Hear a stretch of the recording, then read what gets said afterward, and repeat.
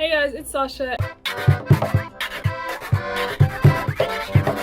And today I'm going to be doing the mid-year book freakout tag. I wasn't originally going to do it, but I thought it would be a nice way to reflect and look back on what I've read this year because I've been doing pretty good so far compared to last year. If you hear any noise in the background, that is my younger siblings with our cousin being loud playing games in the other room. Best book you read so far this year. The best book I have read so far this year has been, and I'm basing this on, because I've rated a few books 5 stars, but I'm basing this on like long-term memory, what I will remember, and like if I would recommend this to people, is A Small Place by Jamaica Kincaid.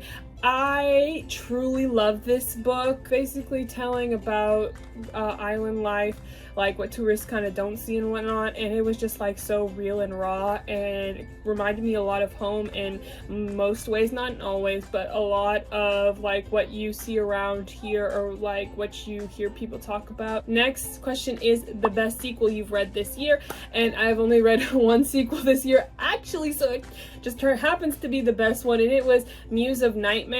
And to be honest, I really did not like it as much as compared to Strange the Dreamer. I was in love with Strange the Dreamer, and Muse of Nightmares was just kind of a letdown for me. Next question is new release you haven't read but want to, and it would be A Ballad of Songbirds and Snakes. And if I was in America, that would be in my hands right now, but since I'm not, I have to wait till I go back to school, so I'll be picking it up when I get back to school.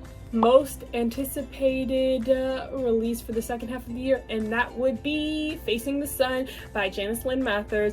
It's the second book. I read her debut book, which I'll be actually talking about later in this video, called Learning to Breathe, but Janice Lynn Mathers is a Bahamian author, and she does YA contemporary, more type stuff, but it's usually her first book was set in the Bahamas. I'm not sure where her second book is going to be set, but it is going to be like these 4 girls kind of dealing with this hotel, I forget what the word is, but you know, like somebody's building a hotel and a lot of stuff that goes on with that, and like they're kind of combating that. But I'm interested to see. I already pre-ordered it, and when I get back to school it'll be arriving to me then, so I'm quite happy. Biggest disappointment for this first year so far, and that would be The Key is Lost by Ida Vost. I read this book with my siblings. My parents, is not my book. My parents have had this book since I was like 6 or 7 years old, and I remember like this book is one of the 4 books I read a lot about the Holocaust and World War II, and that kind of like sparked my love for that area of interest in history. But I remember this book being better than it was, and like the writing really wasn't that great to me. In fact, it seemed stilted, and like the scene jumps that was going on in this book like was confusing for me, and like I was reading it, so I know it was confusing for the people who were listening. So I mean, I just don't think it flowed very well and just wasn't super great compared to that, so it was kind of a letdown for me in terms of remembering wise.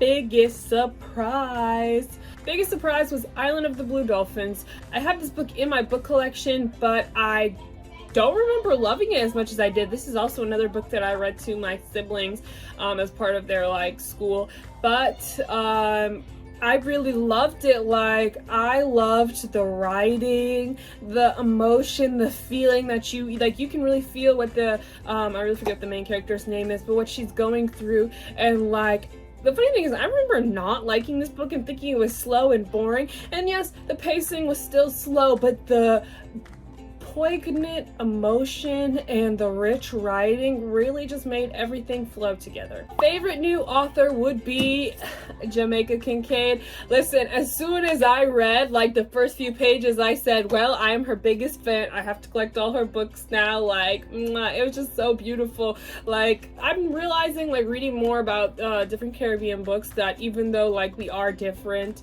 and I will never say like we are totally the same, there is a shared Caribbean experience that goes on between the islands, and I just really loved it. Newest fictional crush would have to be Daniel Jalil from More Than Just a Pretty Face. This boy was humorous, funny, literally bam, straight at the get-go I was in love with him. From like the first few lines I said, wow, like this is one book that I did rate 5 stars just because of the writing and the characters. It was so beautiful, and it's so nice too. It's a YA romance book, it's an own voices book as well, and it was just so great. Newest favorite character would have to be Laszlo from Strange the Dreamer.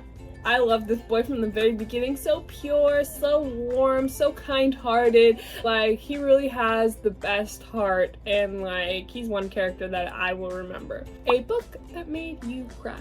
It would have to be a NetGalley arc that I got. It's called What Unbreakable Looks Like.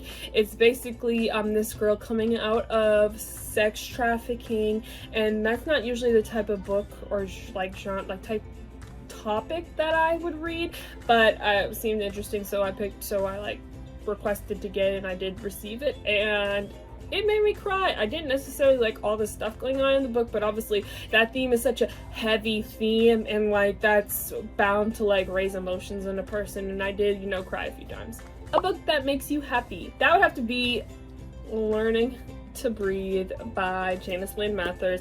I talked about this a little bit earlier in the video, but just seeing Bahamian character, Bahamian dialect, Bahamian flavor reflected in the pages of a book and in the story just like made my heart sing, made me happy. I mean, it was really great.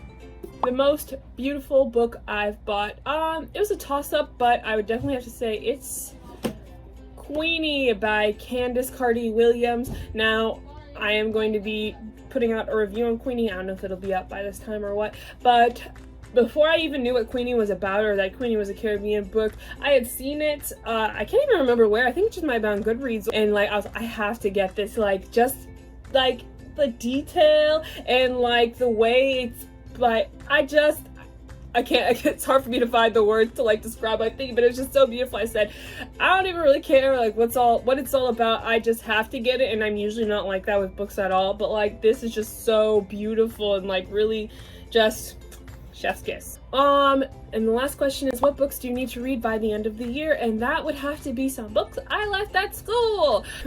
The books that I have to read by the end of the year are by Gail Saunders that I left at school. I don't remember all the titles of them, but I need to read them by the end of the year, probably by the end of September, because I need to have some of them for my senior paper, which is going to be having to do with something with the Bahamas and history and culture, and I will need those as references. I don't know exactly what my senior thesis is going to be, but I do have a few ideas, and so I will need her to cite her as well as other sources. If I had planned ahead, I would have brought them home, but you know, COVID and all of that, and so they got left at school, so I didn't have the chance to read them over the summer, but that's okay.